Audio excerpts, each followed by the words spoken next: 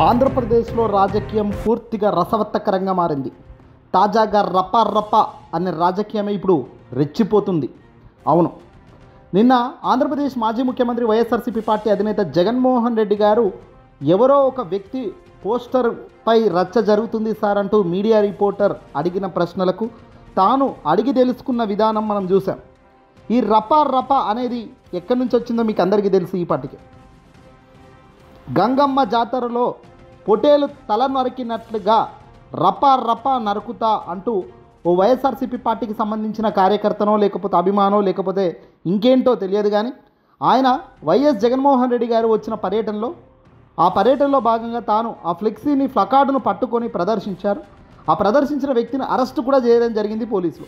Cut చేస్తే ఆ placard పట్టుకున్న మనిషి తెలుగుదేశం పార్టీ మనిషి అని, తెలుగుదేశం పార్టీలో సభ్యత్వం కూడా ఉంది అని జగన్మోహన్ రెడ్డి గారికి సాక్ష్యాధారాలతో సహా రిపోర్టర్లు అక్కడే స్వయంగా లైవ్ ప్రెస్ మీట్లోనే సమర్పించడం జగన్మోహన్ రెడ్డి గారు కూడా ఆశ్చర్యం వ్యక్తం చేస్తూ తాను ఏంటి సరే తెలుగుదేశం పార్టీ మనిషి అయినప్పటికీ ఇలాంటి పరిస్థితే తనకు వచ్చిందంటే ఆయన బెటరే, మంచివాడే, వాస్తవం తెలుసుకున్నాడు, ఆ ఓటు టీడీపీకి వేసి తప్పు చేశానని తాను గ్రహించే ఈ స్థాయిలో తాను ఆగ్రహం చెంది ఈ వ్యాఖ్యలు చేశారు. అయినా కూడా అది సినిమా వాక్యాలే కదా అంటూ కూడా మాట్లాడుకోవడం జరిగింది.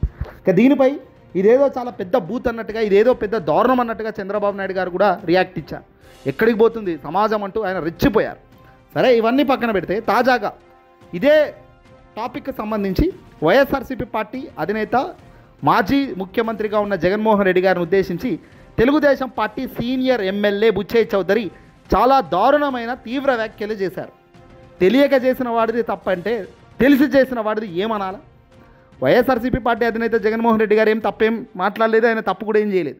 కేవలం ఆ వ్యక్తి ఏం పోస్టర్ పట్టుకున్నాడు, దాని మీద ఏముంది, అది సినిమాకి సంబంధించిన వ్యాఖ్యలు కదా, మరి ఆ వ్యాఖ్యలు సినిమాకి సంబంధించిన వ్యాఖ్యలు మాట్లాడితే తప్పేమిటి? అయినా కూడా ఆ వ్యాఖ్యలకు సంబంధించిన ఆ స్థాయిలో తెలుగుదేశం పార్టీకి సంబంధించిన వ్యక్తే అంటున్నారు కదా, మరి వాళ్ళ వ్యక్తి ఇలాంటి వ్యాఖ్యలు ఎందుకు చేస్తున్నాడు అంటూ కూడా జగన్మోహన్ రెడ్డి గారు మాట్లాడారు.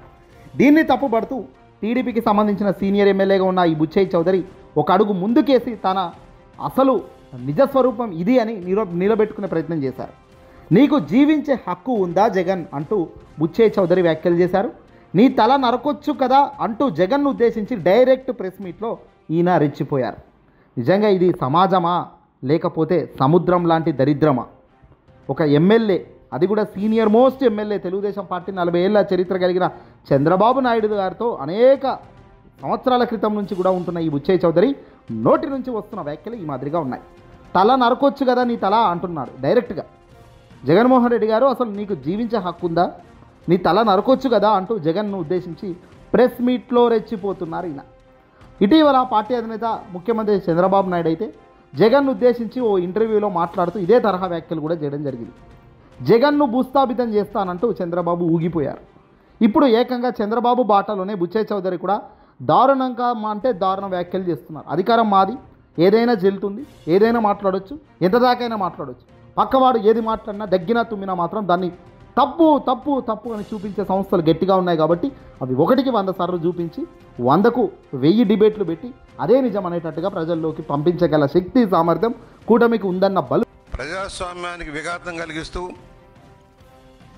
అక్రమ విధానాలు తప్పుడు ప్రోత్సాహం చేస్తూ నక్సలైట్లుగా మారమని చెబుతున్న నీకు జీవించే హక్కు ఉందా అని ప్రశ్నిస్తూ ఉన్నాం.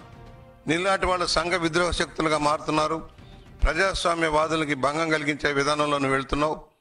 నీకు తగిన గుణపాఠం చెప్పాల్సిన పరిస్థితి ఆసన్నమైందని మనవి చేస్తూ ఉన్నాం.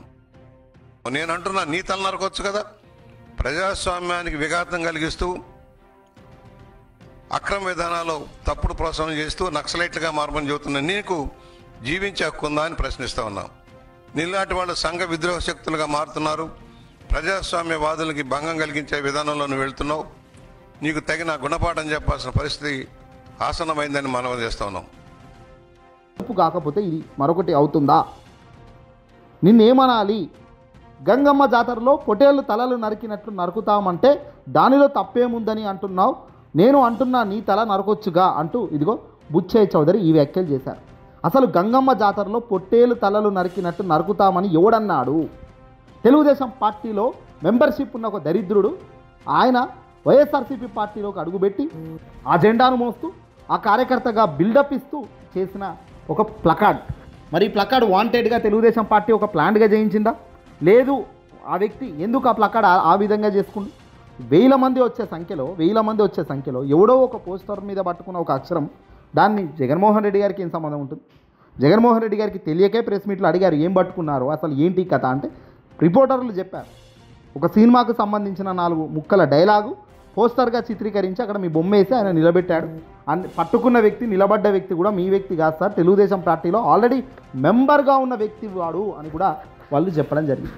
మరి తెలుగుదేశం పార్టీకి సంబంధించిన వ్యక్తి వాడు అని తెలుస్తున్నప్పటికీ వాడిని అరెస్ట్ చేసి లోపడేసినారు కదా, వాడిని వీపు పగలు కొడితే తెలుస్తుంది కదా ఎందుకు ఆ పోస్టర్ ఆ మాదిరి వేశారు.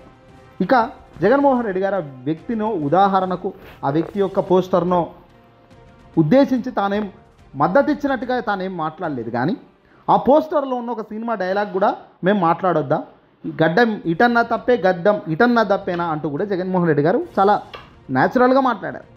వాస్తవానికి సినిమా డైలాగ్కి సంబంధించి ఒక సినిమా స్టార్, సూపర్ స్టార్ ఇటీవల ముఖ్యమంత్రిని పక్కన పెట్టుకొని, తెలంగాణ ముఖ్యమంత్రి రేవంత్ రెడ్డి గారిని పక్కన పెట్టుకొని సినిమా డైలాగ్ చెప్పాడు కదా, ఇదే డైలాగ్.